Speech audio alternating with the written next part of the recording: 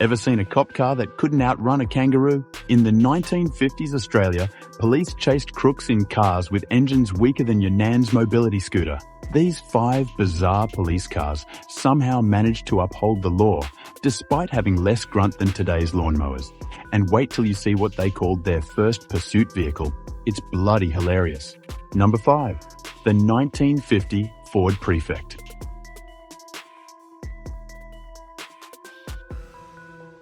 Ever wondered what happens when you give a police officer the automotive equivalent of a tin can on wheels? Welcome to the 1950 Ford Prefect, the British import that had Australian criminals doing double takes when they spotted it in their rearview mirrors. The Prefect wasn't just small, it was tiny.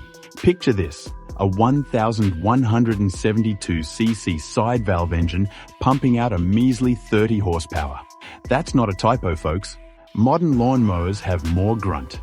This pint-sized peculiarity took an agonizing 24 seconds to reach 50 miles per hour, which meant any criminal with a standard family sedan could literally outrun the law without breaking a sweat. But here's the kicker.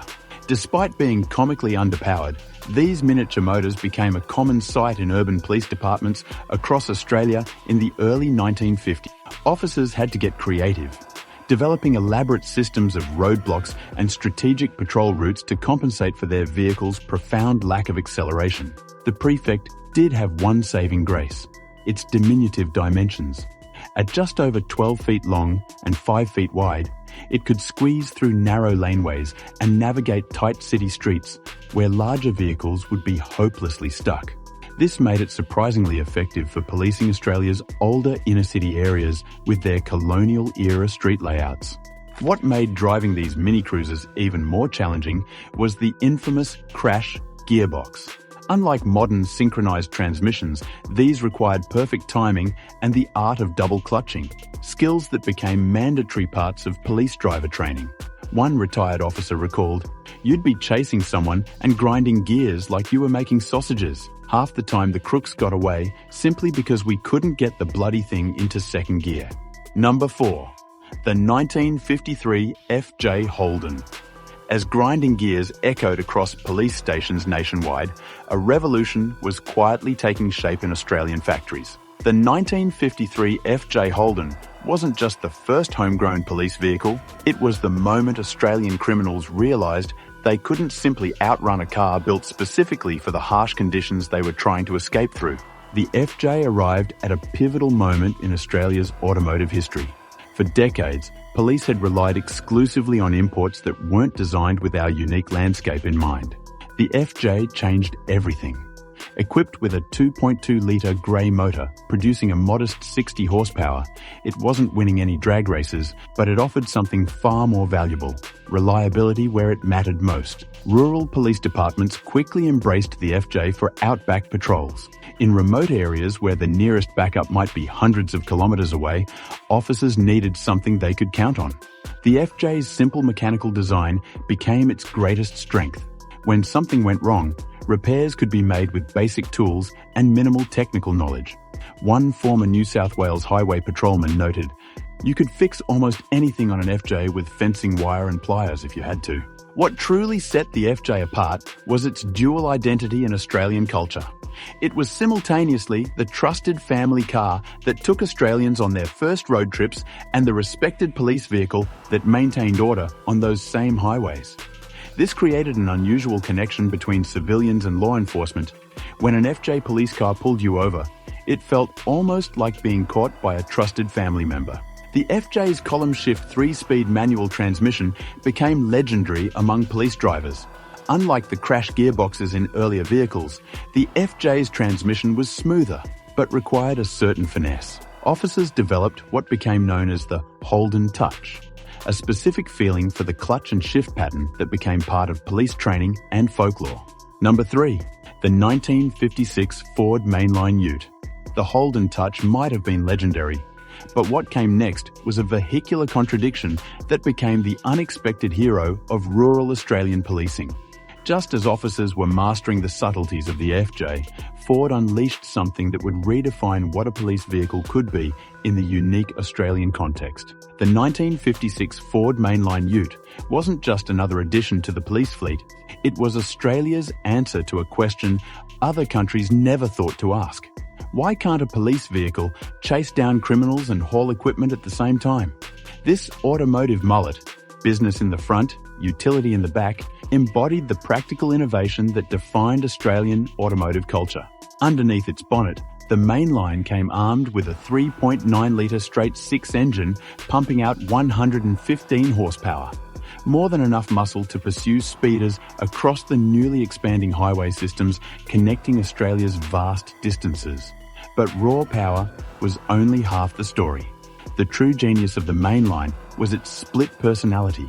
In remote police stations where budgets were tight and a single vehicle often needed to perform multiple duties, the Mainline became indispensable. One former Queensland officer recalled, "We'd catch a rustler in the morning and use the same vehicle to transport confiscated livestock in the afternoon. Try doing that with a sedan." The versatility of these utes made them perfect for the challenges of outback law enforcement.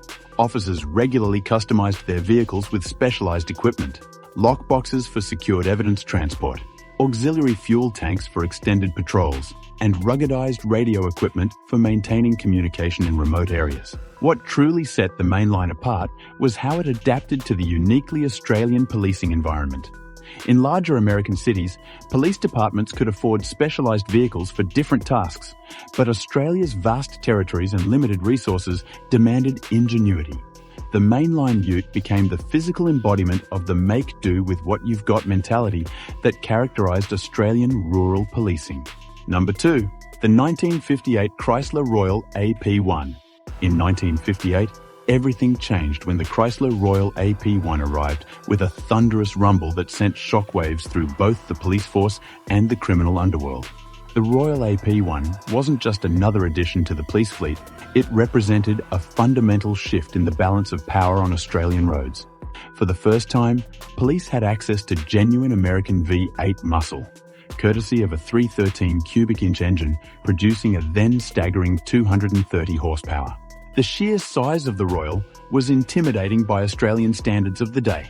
Standing nearly 5 feet tall and stretching over 16 feet long, it dwarfed the British and Australian cars that dominated the roads. Its imposing presence alone was enough to make speeders think twice before pushing their luck. These powerful machines required a completely new approach to police driver training. The South Australian Police Department established Australia's first dedicated high-speed pursuit course specifically for Royal drivers. As one former instructor noted, "We lost 2 training vehicles in the first month alone." Officers used to smaller cars weren't prepared for how quickly the V8 built speed or how differently it handled in corners. The Royals weren't distributed equally across police departments. Their specialised nature meant they were typically assigned to highway patrol units and traffic divisions where their power could be properly utilised.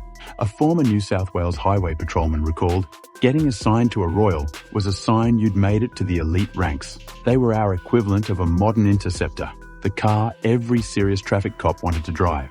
What made these vehicles particularly suited to Australian policing was their unique hybrid nature. Though powered by American V8 engines, they were assembled at Chrysler's Adelaide factory with modifications specifically for local conditions. Heavier-duty suspension components, larger cooling systems, and reinforced chassis members helped the Royals handle the punishment of Australia's notoriously rough country roads. Number 1. The 1959 Ford Zephyr MK2. While the Chrysler Royal dominated with raw power, the 1959 Ford Zephyr MK2 pioneered something entirely different for Australian police work: balance. This British export became the first vehicle officially classified as a dedicated pursuit car in many Australian police departments, marking a significant shift in how authorities approached high-speed chases. The Zephyr struck the perfect middle ground in police vehicle evolution.